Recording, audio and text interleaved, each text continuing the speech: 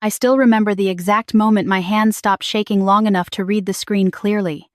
It was a Tuesday, 11 days after my promotion ceremony. I was standing in the parking lot of the naval base, still in uniform, holding my phone like it was a grenade with the pin already pulled. The IT specialist, a quiet guy named Marcus, who I'd spoken to maybe 3 times in 2 years, had just sent me a message that said 7 words I will never forget. "Commander, I think you need to come in. Not hey, quick question. Not when you get a chance." He used my rank. He never used my rank. I stood there for a long moment, watching a group of junior officers walk past, laughing about something. One of them saluted me. I returned it on instinct. My face must have looked completely normal because none of them stopped. None of them could see that something inside me had already shifted, the way the ground shifts just before an earthquake, barely perceptible, but irreversible. I typed back, "Is it urgent?" He replied in under 30 seconds, "Yes, ma'am, and please don't mention this to your husband yet. My name is Rachel." I'm 31 years old, and at the time of this story, I had been a naval intelligence officer for 6 years and a wife for 14 months. My husband Daniel and I met at a mutual friend's 4th of July barbecue in Annapolis. He was a structural engineer, tall, easygoing, the kind of man who remembered your coffee order after one meeting and showed up with it the next time without making a production of it. We dated for 2 years, got engaged on a hiking trail in Shenandoah National Park on a cold October morning, and got married the following September in a small ceremony in Virginia Beach, with 63 people and more sunflowers than I could count. My mother cried through the entire ceremony. My commanding officer and 2 of my closest colleagues from the base sat in the 3rd row and cheered louder than anyone when Daniel and I walked back down the aisle. It felt like the happiest day of my life. It felt earned. What I did not know, standing in that aisle with sunflowers in my hair and the Atlantic wind coming through the open doors of the chapel, what I had absolutely no way of knowing, was that 3 rows behind my mother, sitting in the back with a woman I had never met, was someone who had been talking to my husband for 9 months. But I'm getting ahead of myself. The week after the ceremony, life resumed. Daniel went back to his firm. I went back to the base. We were both busy people who loved each other and had learned to exist comfortably inside the rhythms of a full life. We had dinner together most nights. We watched documentaries on weekends. We argued occasionally about small things whose turn it was to call the landlord about the leaking faucet, whether we needed a second car yet, and resolved them quickly, the way 2 adults who fundamentally respect each other generally do. I was happy. I want to be clear about that. I was genuinely, unguardedly happy. I had just been recommended for promotion to lieutenant commander, which meant more responsibility, longer hours, and a kind of professional validation I had worked toward for years. Daniel brought home champagne the night I told him. We sat on the back steps of our rental house and finished the whole bottle looking out at the neighbor's oak tree, talking about the future like it was a place we were both excited to get to. That was 10 days before Marcus sent me that message. I went to the IT department the next morning, early, before most people arrived. Marcus was already there. He was maybe 26, with the kind of posture that suggests someone who has spent a decade hunched over a keyboard. He stood up when I came in, which told me immediately that this was not routine. "Thank you for coming, Commander." "Marcus." I sat down across from him. "What is this about?" He turned his monitor toward me slowly, like a man who had rehearsed this moment and still wasn't sure he was doing it right. 3 days ago, your husband submitted a technical support request for a work laptop. His firm has a contract with our base for shared infrastructure. You may not have known that. The request came through a standard queue and got assigned to me. He paused. When I was working on the device, I found a secondary email account synced to the system. I wasn't looking for anything. The window just opened. And I saw enough in about 4 seconds to know that I couldn't pretend I hadn't. He turned the monitor slightly more toward me. I looked at the screen. The secondary email account belonged to Daniel. It was not his work address. It was not the personal Gmail I had written on our shared grocery list app, the one where he forwarded me flight confirmations and Amazon receipts. This was something else, a name I didn't recognize, a provider I'd never seen him use. There were hundreds of emails. Marcus had not opened them. He had, however, made note of the preview lines visible in the inbox, and he had written them down on a single sheet of paper that he now slid across the desk to me. I read the first 3 lines, and then I stopped. I remember the quality of the silence in that room, the hum of the computers, the distant sound of someone dropping something in a hallway outside, my own breathing, which had become very deliberate and very controlled, the way it becomes when you're running a scenario in your head and you need your brain to stay clear. The preview lines were dated. The earliest one visible was from 11 months ago, 3 months before our wedding. The tone of them was not ambiguous. "How long has this account been on the device?" I asked. My voice came out flat and professional, which surprised me. Based on the sync timestamps, at least 14 months. I did the math without wanting to. 14 months ago was before we got engaged. I thanked Marcus. I asked him to document what he had found through the proper channels, and to keep it confidential until I indicated otherwise. He nodded. As I stood up to leave, he said something that has stayed with me. "Commander, I want you to know I didn't read the emails. I saw what I saw, and I stopped. I almost didn't say anything." He looked at his desk. But I kept thinking if it were me, I'd want to know. I'd want someone to tell me before I spent another year not knowing. I looked at him for a moment.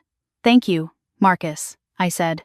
"I mean that." He nodded once, the way someone nods when they know words aren't really adequate but they're the only thing available. I walked back to my office, closed the door, and sat in my chair for a long time without doing anything at all. I did not call Daniel that day. I have been trained to gather information before making decisions. I have been trained to separate emotion from analysis, not because emotions are unimportant, but because acting on raw emotion in high-stakes situations produces worse outcomes. I applied that training now, not because I didn't feel anything, I felt everything, but because I needed to understand the full shape of what I was dealing with before I decided what to do with it. I called my friend Joanna that evening. Joanna had been my closest friend since the academy, now stationed in Norfolk, and she was the only person I trusted completely with something this unformed. I didn't tell her everything. I told her enough. "What do you need?" she asked immediately. No gasping, no dramatic reactions. Just, "What do you need?" "I need to think out loud," I said, "and I need someone who isn't going to tell me what to do." "Okay," she said. "I'm here." We talked for 2 hours. By the end of it, I had not made any decisions, but I had a clearer map of what I was feeling, and what I still didn't know. There was a version of this story where I was overreacting. There was a version where I wasn't. I needed to know which one I was living in before I blew everything up. I asked Joanna one thing before we hung up. "If you were me, what would you do first?" She was quiet for a moment. "I would find out who was in that chapel," she said. I had the wedding photos. We had hired a photographer, a woman named Claire from Richmond, who had delivered a full gallery of 843 images 6 weeks after the ceremony. I had looked at them once, briefly, and saved them to a drive. I hadn't gone through them properly yet. We had both been busy. I told myself we'd do it together over the holidays. I opened the folder now, alone in my home office at 11 o'clock at night, while Daniel slept in the next room. I went through them slowly. Every face, every table, every corner of the room. I found her in the 47th photo. She was seated in the back row, partially obscured by another guest, but visible. Dark hair, maybe 30, wearing a green dress. I did not recognize her. I had never seen her before in my life. She was not on our guest list. I checked it 3 times. In the 52nd photo, she was looking directly at Daniel. In the 61st photo, taken during the reception, she was gone. I sat there for a very long time, looking at the 47th photo on my screen. I thought about the champagne on the back steps. I thought about the hiking trail in Shenandoah. I thought about 63 people cheering. I thought about my mother's face. And then I closed the laptop and I went to bed, because there was nothing I could do at 11 o'clock at night. And because I had learned a long time ago that the decisions you make at 11 o'clock at night are rarely the ones you'd make at 8 in the morning. I confronted Daniel 4 days later. I want to be precise about this. I did not ambush him. I did not perform. I sat down across from him at the kitchen table on a Saturday morning, while coffee was brewing and sunlight was coming through the window above the sink. And I told him, in plain language, what I had found and how I had found it. I watched his face go through several expressions very quickly. Surprise, calculation. Something that might have been relief, which was the one that hurt the most. He did not deny it. I had not expected him to. Daniel was many things, but he was not the kind of person who lies when presented with clear evidence. It was, In a strange way, one of the things I had respected about him. He said he was sorry. He said it had started before our engagement, and he hadn't known how to end it. He said he loved me. I listened to all of it. I did not cry. I did not raise my voice. When he finished, I asked him one question. Was she at our wedding? He went very still. Yes, he said. I nodded slowly. I picked up my coffee mug. I stood up. I think you should stay somewhere else for a while, I said. He didn't argue. The weeks that followed were the hardest of my life, and also, in a way I didn't fully understand until later, some of the most clarifying. My commanding officer, Captain Torres, called me into her office 2 weeks after Daniel moved out. Someone on the base had heard something. Bases are small communities, information travels, and she wanted to check in. She didn't ask for details. She told me, in direct terms, that I had the full support of my unit, that my professional record was immaculate, and that the only thing she expected from me was that I continue to show up and do my job, which she had full confidence I would do. Then she said something off the record, quietly, in the way of one woman to another rather than one officer to another. The hardest part, she said, is figuring out who you are when the story you thought you were living turns out to be a different story. It takes time. Give yourself the time. I thought about that for a long time afterward. My mother flew down from Pittsburgh the following weekend without me asking. She showed up at my door with a bag of groceries and her old cast-iron skillet, and absolutely no agenda other than to be present. She didn't fill the silence with false reassurances. She didn't tell me everything happens for a reason. She cooked dinner. She sat across from me while I talked. And when I ran out of words, we watched old movies until I fell asleep on the couch. That weekend probably kept me together more than anything else. The legal process was uncomplicated in the practical sense and devastating in the personal one.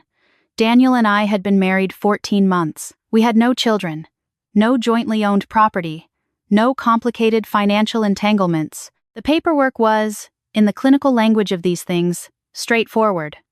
What was not straightforward was the experience of unbuilding a life you had spent 2 years building, deciding who kept the Dutch oven, figuring out what to do with the framed photos, learning to refer to your husband in the past tense. I kept the sunflower print we'd bought at a farmer's market in Charlottesville on our first trip together. He didn't ask for it, and I didn't offer. Some things are non-negotiable. I also kept the wedding photos.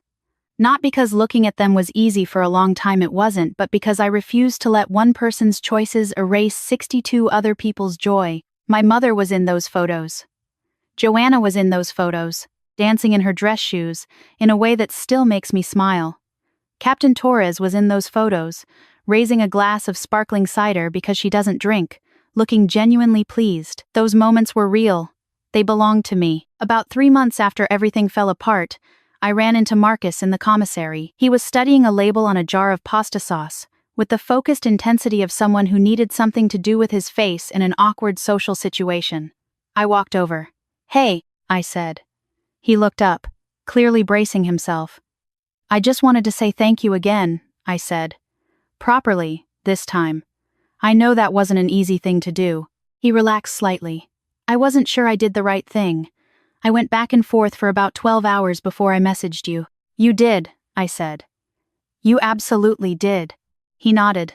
Then quietly, "How are you doing?" I thought about it for a moment, actually thought about it, rather than giving the reflexive answer. "Better than I expected," I said. Which maybe says something about what I was expecting. He smiled at that, just a little. "That sounds like a good sign." "I think it is," I said. "I have been asked, in the months since, whether I'm angry, whether I want some kind of justice, whether the story ends the way stories like this are supposed to end, with consequences and vindication, and a satisfying sense of the universe correcting itself. The honest answer is that I stopped organizing my feelings around what was supposed to happen. Daniel made choices. Those choices had consequences that neither of us wanted. I don't wish him ill. I also don't wish him especially well. What I wish for myself, which is the only thing I have any real control over, is a life that is honest, that is built on things that are actually true, and that belongs entirely to me. What I have learned, in the particular and demanding school of having your assumptions dismantled, is this: the people who tell you hard truths when they don't have to are among the rarest and most valuable people in the world. Marcus didn't owe me anything. He had every reason to close that window and complete his support ticket and never think about it again. He chose differently. I think about that choice often. I also think about Captain Torres, who checked on me not because protocol required it but because she understood something about what it means to serve alongside someone. About my mother, who got on a plane without being asked and showed up with a cast-iron skillet and unconditional presence. About Joanna, who asked, "What do you need?" before she asked anything else. Those people are the architecture of my recovery, the structure underneath everything else. Last month I ran my first post-divorce 10K. Joanna drove up from Norfolk and ran it with me, even though she hates running, and made sure I knew it for the entire 6.2 miles. We finished in under an hour and stood at the finish line gasping and laughing in the particular way of people who have just done something slightly stupid together and feel excellent about it. Afterward, over coffee, she told me she was proud of me. Not for the race, for the year. I told her I couldn't have gotten through it without her, which was true. She told me she'd been there every step of the way, which was also true.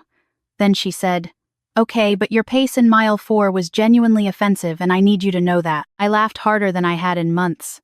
There is something important in that, the fact that laughter comes back, that the capacity for joy is not destroyed by the experience of loss, even significant loss. It goes quiet for a while. It waits, but it comes back, and when it does, it feels almost defiant, like a declaration that the harder thing did not win. I am not the same person I was on my wedding day. I don't think I would want to be, even if I could be. I know things now that I didn't know then about Daniel, yes, but more importantly about myself, about what I can survive, about who shows up, about the particular kind of courage it takes not to retaliate, but simply to continue, to keep building, to keep showing up to your own life with the same basic willingness you brought on the first day. I still wear my grandmother's ring on my right hand. She gave it to me the year I graduated from the academy, pressed it into my palm without ceremony and said, "This is for when things are hard." I didn't know what she meant then. I do now. Some mornings I drive to the base and the light on the water looks exactly the way it did on the best mornings of my marriage, and I feel something complicated, not grief exactly, not relief exactly, something that has no clean name. I let myself feel it, and then I park the car and go do my job. That is, I have decided, enough. That is, in fact, quite a lot.